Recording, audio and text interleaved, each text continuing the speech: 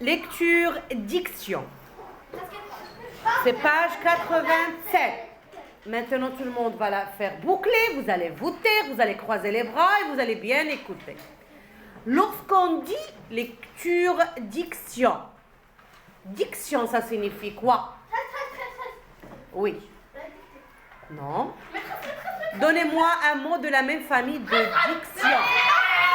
Ahmed, ta place, il ne crie pas.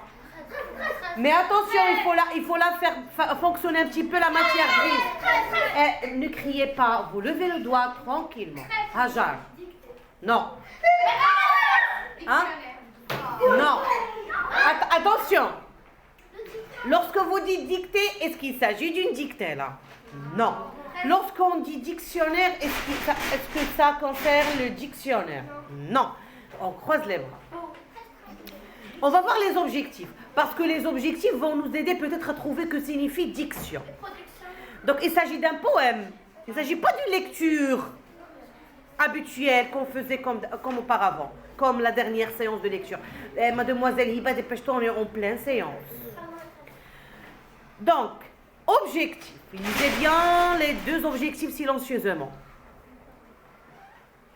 Je lis. Vous écoutez seulement les objectifs. Comprendre un poème. Lorsqu'on dit lecture, ça veut dire la compréhension. Lire, c'est comprendre. Lorsque je dis T-A-M-I, qu'est-ce que j'ai donné ici? Des lettres. Dites-moi, Tami. Voilà. Qu'est-ce qu'on a fait? On a fait l'assemblage des syllabes et des lettres pour trouver un mot. C'est pas de la lecture. Mais lorsqu'on dit la lecture, on doit toujours comprendre de quoi on parle. La lecture entraîne quoi? La compréhension. La diction, ça entraîne quoi? Comprendre un poème, dire un poème de manière expressive. C'est quoi diction? C'est la façon de dire un poème. Dire. Dire expressivement. C'est ça diction. Donnez-moi un mot de la même famille de diction. Dire. C'est clair? Très bien. Maintenant, je vais vous lire le poème. Vous écoutez attentivement et personne n'ouvre sa bouche. Bien sûr, c'est un poème. Donc, l'ordinateur. Quand ce drôle d'appareil est entré dans ma vie, j'avoue, je vous le dis, je n'étais pas ravie. Encombrant capricieux, il parlait un langage dont les mots inconnus me donnaient le tournis. Je l'ai apprivoisé et petit à petit, j'ai ouvert des fenêtres, j'ai lancé des applis. J'ai navigué sans fin, j'ai compris l'avantage qu'offre à tous mes besoins, ce fabuleux outil. Avec lui, je travaille, avec lui, je découvre. Je ne suis jamais seule avec tous ces amis qui m'écrivent le jour, qui me parlent la nuit. C'est le monde entier devant moi qui s'entrouvre. Yeux rivés sur l'écran et mains sur la souris. Je pianote au clavier mes rêves et mes soucis. Mais attention, là, il y a des petites marques en rouge ou bien en orange. Ça signifie quoi? Parce qu'il s'agit de faire... Qu'est-ce qu'on doit faire là? On doit bien dire le poème. Mais avant de dire le poème expressivement, on va chercher à comprendre de quoi on parle là. De quoi on parle? De l'ordinateur. Très bien. Comment s'appelle le poète? Le poète. Oui, oui, c'est comment s'appelle-t-il? Non. Attention. Oumnia. Vérosi. Très bien. D'où on a extrait ce poème? D'où on a extrait ce poème? Inédit. Poème inédit. Très bien. Donc, le poète, en racontant sa découverte de l'ordinateur au début, est-ce qu'il était satisfait de cette découverte? Comment il a trouvé son ordinateur? Comment il l'a trouvé? Comment il l'a trouvé au début? Oui, Marwa. Comment? Yasmine. Encombrant, capricieux. Très bien. Et il parlait un langage qu'il ne connaît pas. Donc il ne connaît pas ce langage. On s'assoit et on reste tranquille. Qui est le représentant des adjectifs ici? De l'adjectif? Reda debout, Reda. Donc là, donc ici on parle d'un ordinateur. Oui ou non? Il est comment cet ordinateur? Il est comment? Il est encombrant. L'ordinateur est encombrant et capricieux. Donne-moi la fonction de... Dans la phrase qu'on vient de formuler ensemble, c'est quoi la fonction de encombrant et... Non, pas... Attention, c'est pas sur le poème. Non, ce qu'on vient de dire.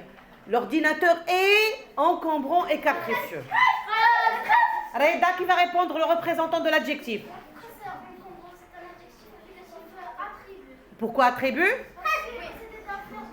Oh, très bien. Et c'est quoi le verbe d'état ici? C'est être, tout simplement. Dans cette phrase, on a deux « et ». L'ordinateur est encombrant et capricieux. Le deuxième « et » c'est quoi? On n'a pas ici un représentant des conjonctions, pas encore.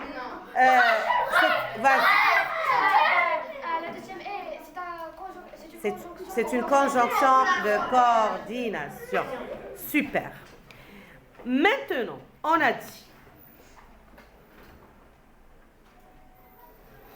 Donc, on va essayer de répondre aux questions, d'accord, pour passer après à lire expressivement le poème. C'est quoi le titre? Vas-y.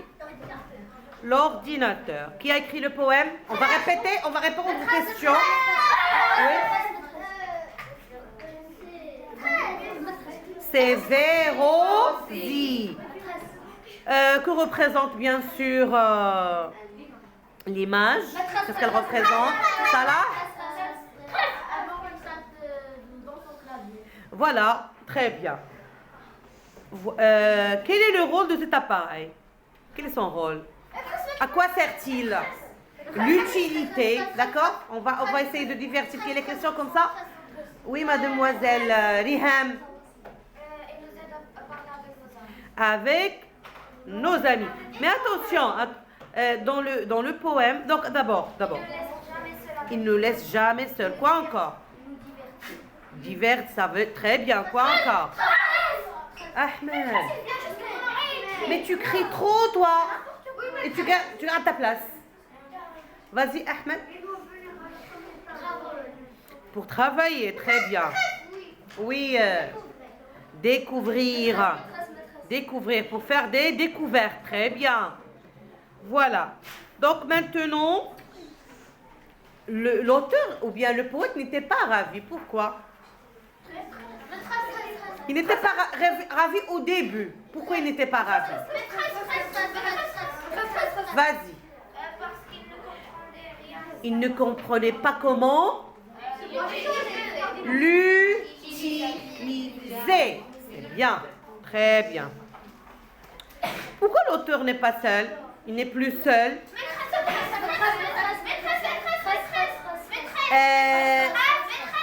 Monsieur Yahya, qu'est-ce que tu es en train de faire? Jouer? Travail? Abdullah, pas de réponse aujourd'hui? Vas-y. Son ami, c'est l'ordinateur. Seulement, c'est son ami? Non. Vas-y, Rim. Encore. Non. Mais attention, cherchez le verre. Donc, vous allez partir chercher le verre. Oui, Riba. Parce que maintenant, il a des amis virtuels. Il a des amis virtuels. Soit tu parles en français, soit tu sors de chez moi. Parce qu'il peut avoir des nouveaux amis à travers Mais attention, nous, là on voit le bon côté de l'ordinateur. D'accord? Il y en a beaucoup de... Certainement. Certainement. C'est clair? Voilà. Voilà, on s'arrête là. Après, on va encore poser des questions. Mais d'abord, vous allez me compter, on a combien de verres ici? On a combien de verres? Ah non! Comptez les verres. 14. On va vérifier ensemble. 4 plus 4, 8. On a 14. On a combien de strophes? Strophes. Il ne faut pas confondre les vers avec oui, Hajar. On a 4 strophes. C'est un quatrain. Non, quand est-ce qu'on appelle un quatrain? Mais là, attention, on a 4 vers dans le premier strophe, 4 vers dans le deuxième, et dans le troisième, on a 3 strophes. On peut pas appeler ça, c'est un quatrain. Oui ou non? On croise les bras. Donnez-moi les rimes dans le premier strophe. Les rimes. Rime doit répondre aux rimes.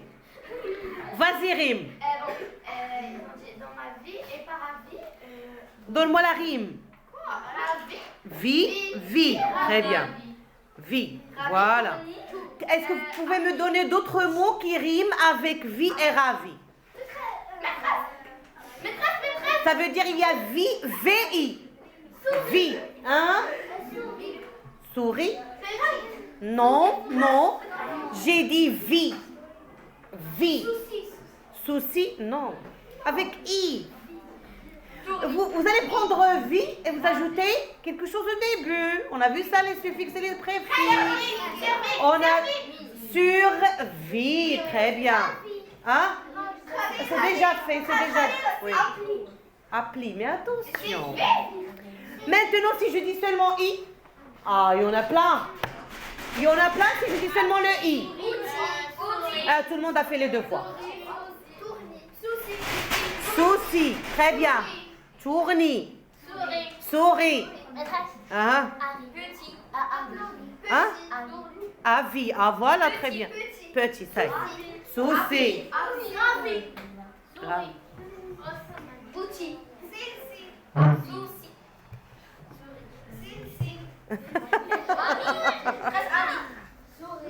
Ami aussi, très bien. Donc maintenant,